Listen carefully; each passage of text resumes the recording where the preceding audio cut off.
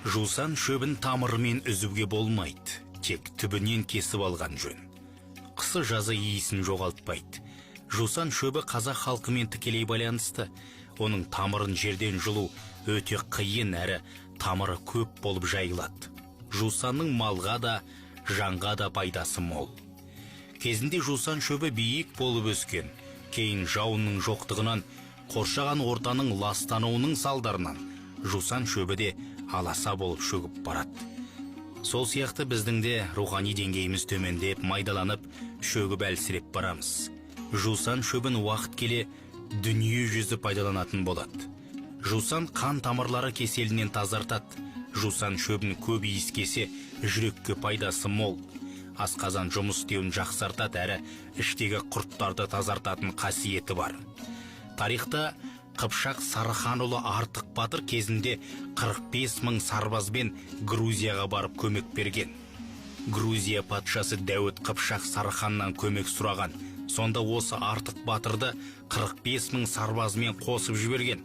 Грузиндердің 15 мың сарбазы қосылып, парсылардың 300 мың әскерін талқандаған.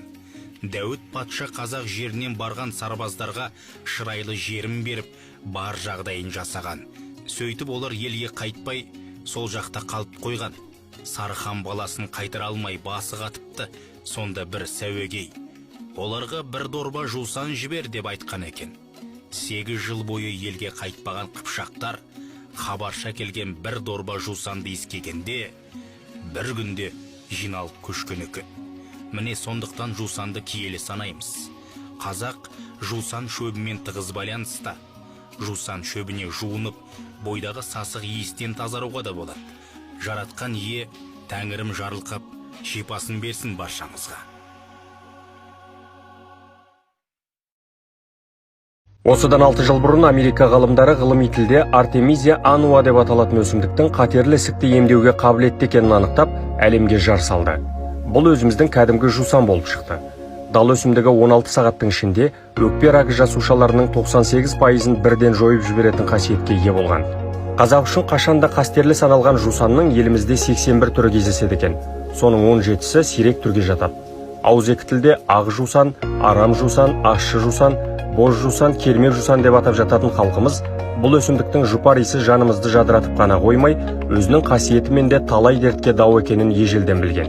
Біріншіден, жусан құрамында гликозиттер, флавоноидтер, органикалық қышқылдар, эфир майы, микроэлементтер мен витаминдер бар.